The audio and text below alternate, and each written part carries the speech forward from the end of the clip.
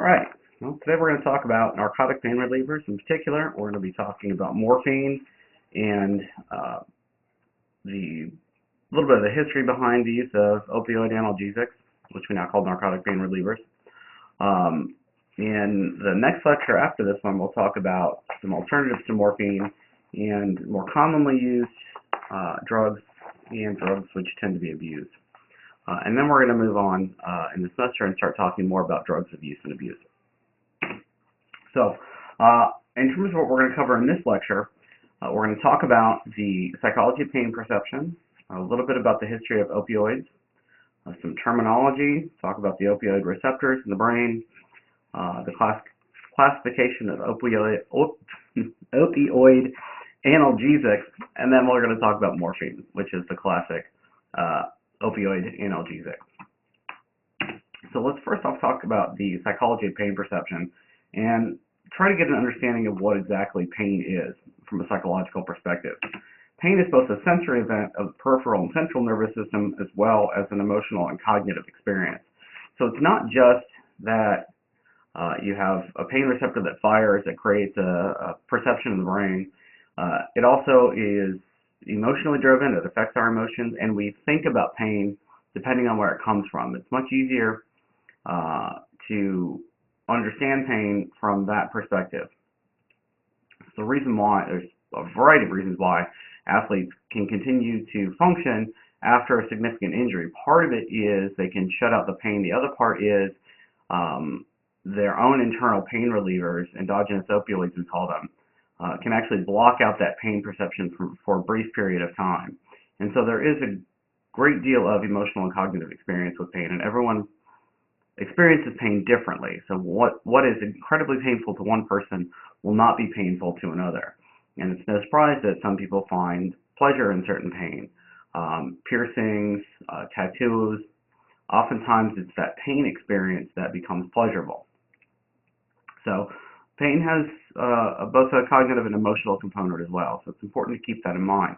One of the reasons why we think that some of the antidepressants can function as pain relievers and some of the other drugs we've talked about previously is because they also work on the emotional aspects of pain. So one of the other things with the opioids we'll talk about is not only do they block the perception of pain, but they also seem to make people care less about it. The pain may still be kind of there, but it's not something that they're concerned with at the time. So acute pain is desirable from a certain perspective. It serves to warn us of damage. There are occasionally people born with no ability to perceive pain, and they don't usually live very long because they don't know when they've hurt themselves, cut themselves, burned themselves, if they've ruptured their appendix, any of those kinds of things that tell us when there is something wrong. Chronic pain does not serve a purpose, and these are people with things like fibromyalgia, peripheral neuropathy, long-term pain that's just there all the time, and that's probably due to some misfiring of the pain system. So when we get relief from pain, it can occur in a couple of ways. One, it can occur at the site of the injury, and we've already talked about non-steroidal anti-inflammatory drugs and how they affect the pain at the site of injury. They can also be affected via central mechanisms affected by opioids, endorphins, and pain-inhibiting gateways. There's this thing called the gate theory of pain, and this is as much we're going to talk about it, but the basic idea is you can shut down pain perception at the brain from the top down. And again, this is the reason why some people can learn to block out pain. But you can relieve pain at the site of the injury. This is also the reason why local anesthetics are often used, topical anesthetics, etc. But we can also relieve pain via central mechanisms, which are affected by opioids. When we talk about the psychology of pain perception, we're talking about what's called nociception, and that is the perception of pain. So when the body is damaged, injury is accompanied by activation of nociceptive or pain-sensing neurons in response to either mechanical, thermal, or chemical injuries. So mechanical injury is going to be something like you've bruised yourself, you've cut yourself. Obviously, a thermal injury is a burn, and a chemical injury is a different kind of burn, or it's something like, getting jalapeno juice in your eye. That is a chemical injury. And so Those nociceptors are responding to basically an emergency, that there's damage, we need to fix it, we need to make sure it doesn't keep happening. In the brain, the mechanisms associated with pain are far more complex. Pain is dependent on activity of the peripheral nervous system and its modulation at multiple levels of the nervous system. So trying to fully understand how pain works is oftentimes difficult because it's a very complex mechanism. So keep that in mind. So one of the things we want to talk about are how we relieve pain. And of course, we do this through analgesic drugs. Today we're going to talk about opioids. They're called opioids because they are synthesized primarily from opium poppies, so they're opiates. They're also called narcotics, which we'll talk about why that is in a moment. And they're analgesics because they relieve pain. Non-opioid or non-narcotic analgesics, we often call anti-inflammatory analgesics or NSAIDs, which we've talked about already. There are, of course, analgesic adjuvants, things that relieve pain but aren't directly affecting pain, things like antidepressants, anticonvulsants, NMDA antagonists like dextromethorphan or ketamine, and tetrahydrocannabinol, which in prescription form is Sativex, in other forms is marijuana. We're going to talk about THC later on. So there is a biological foundation for marijuana as a pain-relieving adjuvant. We're going to talk again more about that later on, but it is definitely used to treat chronic pain. Now, how do these drugs modulate pain? Well, they can modulate pain in a variety of ways. First, they can reduce the peripheral inflammatory response to injury, and again, this would be non-steroidal anti-inflammatory drugs or steroids, of course. Blocking glutamatergic NMDA receptors in the spinal cord, something like dextromethorphan or ketamine. We can reduce repetitive activity in injured neurons. So this is when we're talking about chronic pain and we're getting that constant pain perception. We can use anticonvulsant neuromodulators like gabapentin, for example. We can also modulate spinal cord through activation of inhibitory endorphin or GABA neurons, and again, this is through opioids or neuromodulators. And by finally activating descending inhibitory neurons through opioids and antidepressants, or by modulating the central processing of pain stimuli. And the only way to do that is through some sort of opioid. There are a variety of these, of course. Morphine is the sort of gold standard.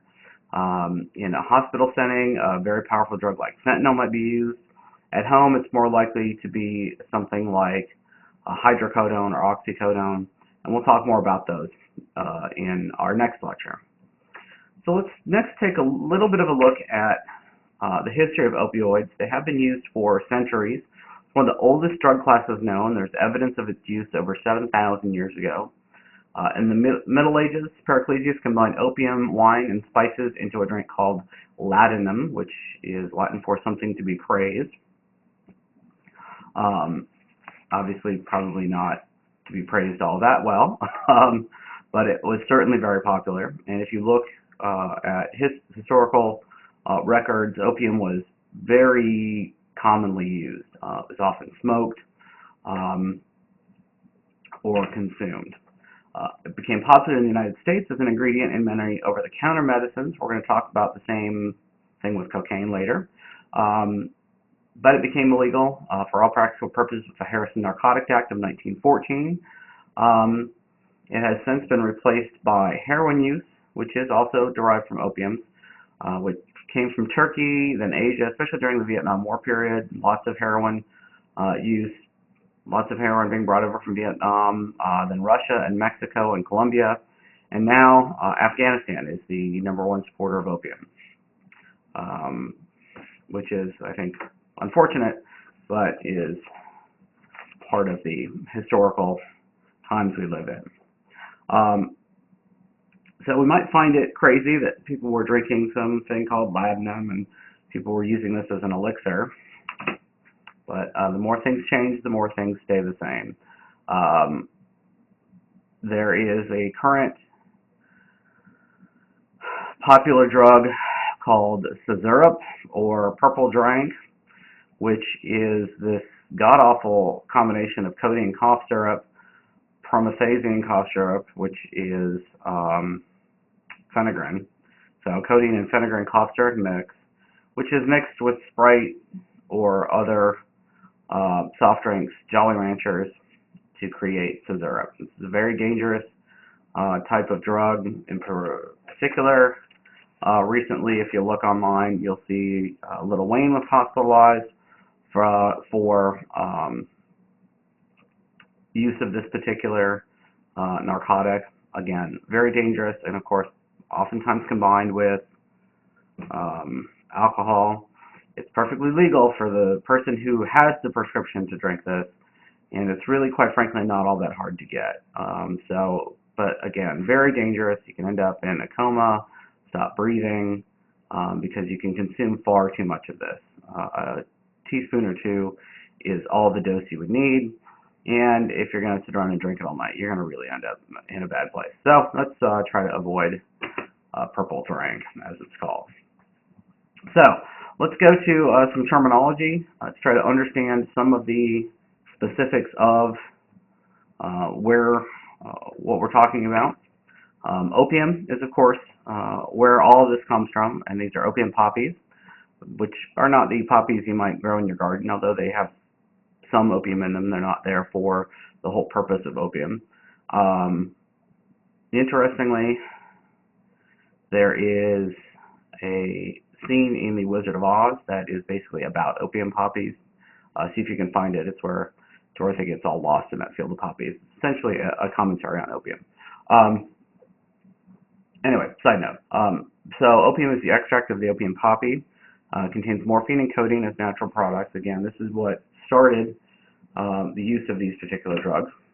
An opioid is any agonist with a morphine-like activity.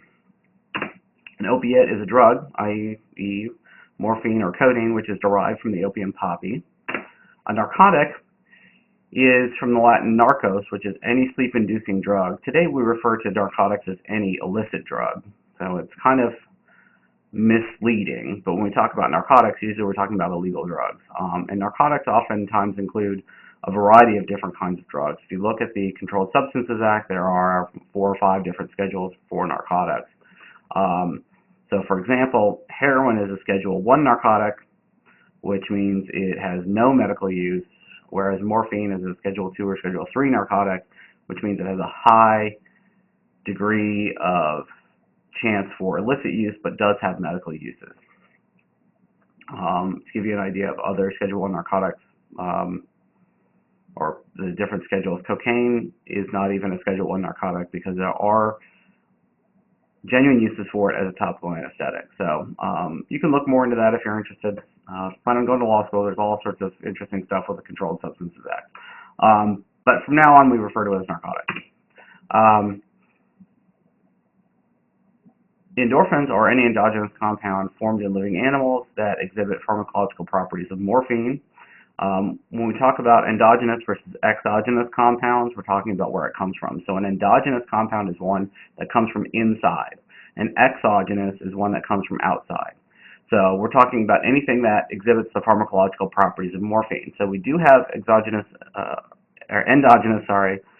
endorphins that are created in high-stress situations from a high degree of exercise. So it's where you get that runner's high from.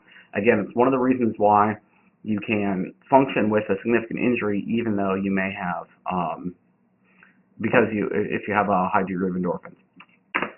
Finally are the opioid receptors. Of course, these are the receptors in the body upon which morphine acts. There are 3 types, the mu, kappa, and delta. We'll talk primarily about the mu receptors. We're just going to spend one slide, a few minutes on talking about the receptors and where they might be found and how the opioids have their effect. So that's just to get some terminology out of the way.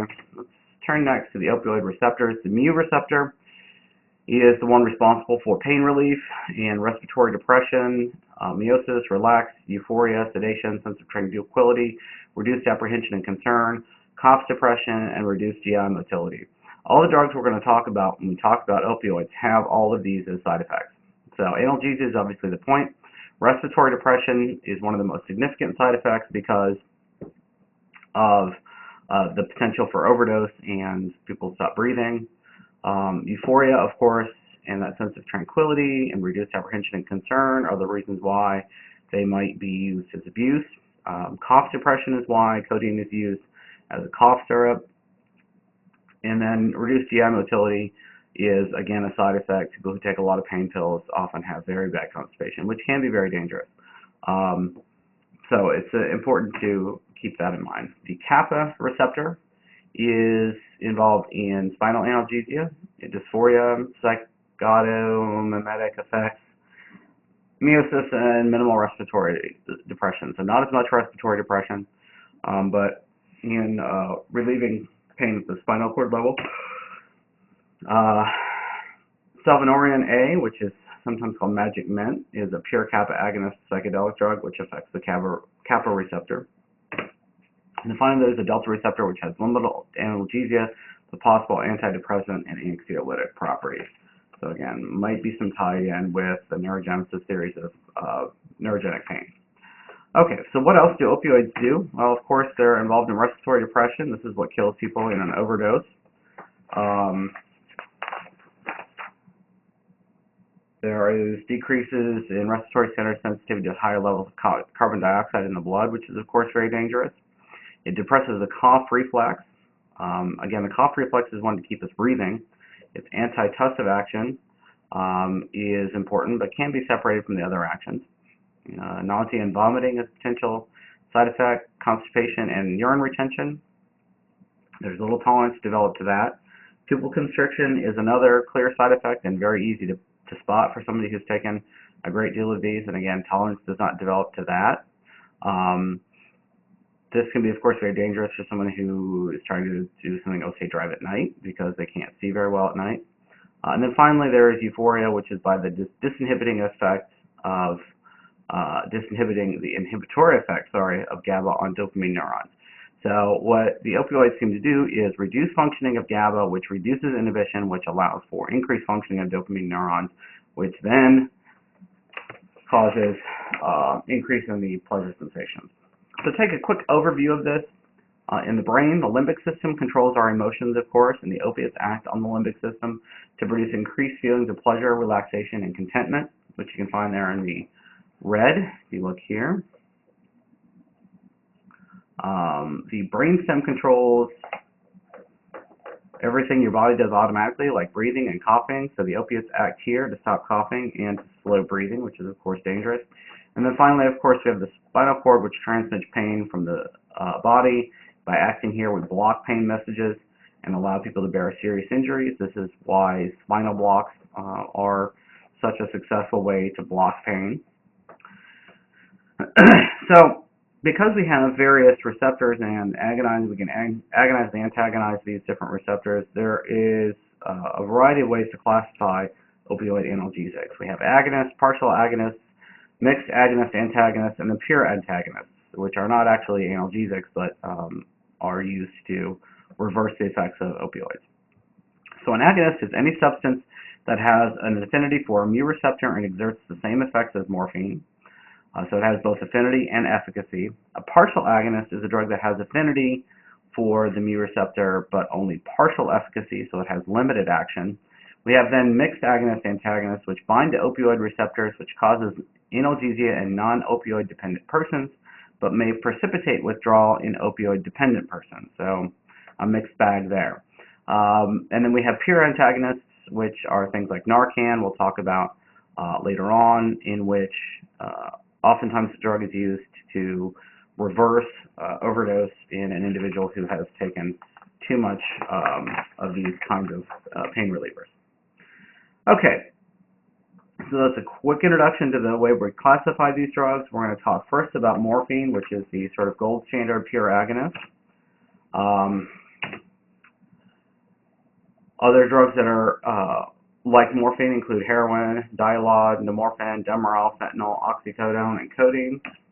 Partial agonists include buprenorphine, which is suboxone. Some mixed agonist antagonists include Stadol, Nuban. We're not going to talk much about those other than to mention them. We will talk about the pure antagonists because they are important for treating overdose, which include Narcan, Trexan, and Revex. So let's talk about morphine.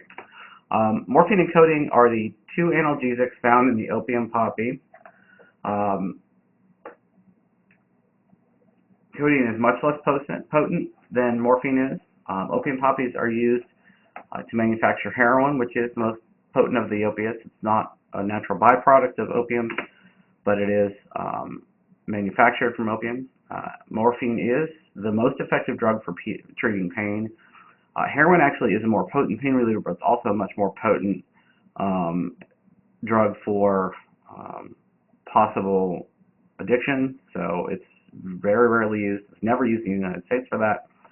It is used in other countries, but not here. So it is the most effective drug for treating pain. And in fact, people who are coming out of surgery oftentimes will be on a morphine drip. You've probably seen these. These are machines where they can press a button and it will administer morphine or not, depending on when they had their last dose. But oftentimes people will get that pain relief because they think they got the morphine. Pretty clever devices. So in terms of the pharmacokinetics of morphine, it's usually administered by injection. Absorption from the GI tract is slow and incomplete. There is some suppositories available for morphine, but generally it's injectable. It's also injected, of course, directly into the spinal cord to block pain without any side effects, which is a spinal block. Crosses the blood-brain barrier slowly. Heroin and fentanyl cross the blood-brain barrier much more quickly, which is why heroin has such a high abuse potential and why fentanyl is often used in anesthesia, because it acts much more quickly. Only 20% of morphine will actually reach the central nervous system. It's metabolized in an active metabolite that is 10 times more potent as an analgesia. Both have about 3 to 5 hour half-lives. So it's pretty rapidly metabolized out, which is why people need to continue dosing. In terms of the pharmacological effects of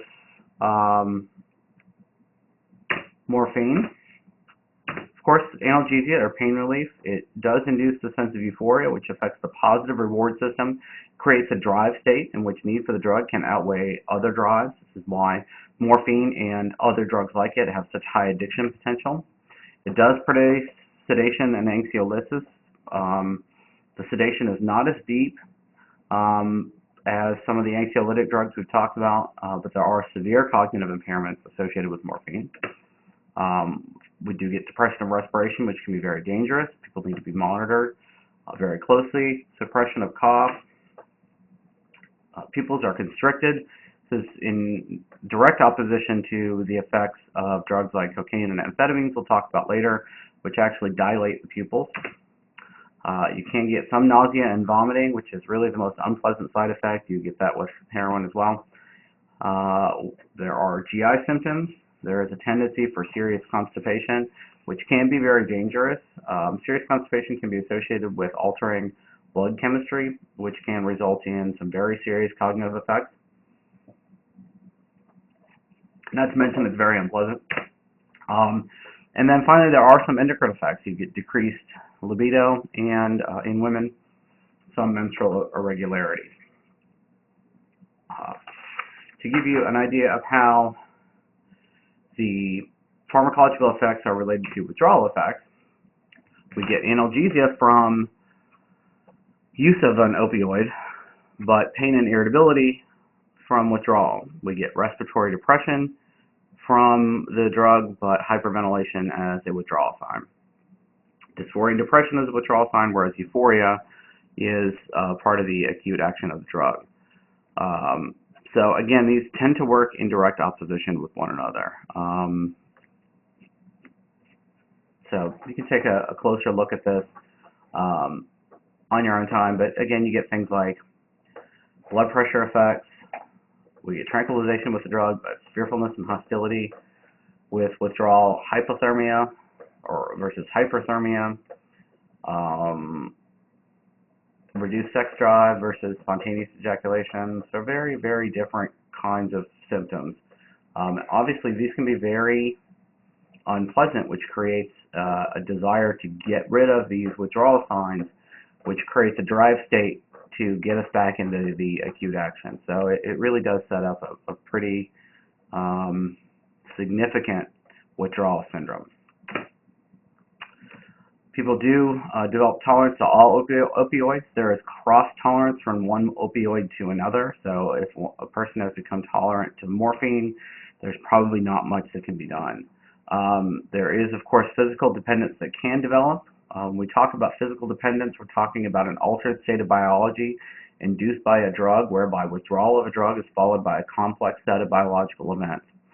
So when we start talking about drugs of abuse, or when we talk about physical dependence, this is a physical state of being that has to be treated like a medical condition. There is, of course, psychological dependence, which is different. This is a physical syndrome. These people are sick and need treatment. And I can't stress that enough, because they can become very sick and without treatment are unlikely to do well. In terms of withdrawal symptoms, as we just saw, in general, they're the opposite of the pharmacological effects, including restlessness, drug craving, sweating, extreme anxiety, depression, irritability, fever, chills, retching, panting, cramping. It's really, really unpleasant. Not generally life-threatening, but definitely probably going to seem very unbearable. So how do we mitigate the effects of withdrawal? Well, we'll talk about that more later when we discuss drug treatment, but there are some ways to do this. Suboxone is one way we can treat, which will help bridge the gap, so to speak. There is this very interesting technique called rapid anesthesia-aided detoxification, where essentially the person is put under anesthesia, general anesthesia, during the withdrawal period, and then they wake up and they're done with withdrawal. Now then requires treating the person themselves, treating the psychology of it. After withdrawal, we want to try to get people to stay abstinent, and you have what's called prolonged abstinence syndrome, and that's when people are at risk for relapse. And so you want to try to keep people on some sort of maintenance program to keep them from relapsing. Okay, well, that's our introduction to opioid analgesics. We're going to talk next time about some alternatives to morphine and related drugs like hydrocodone, oxycodone,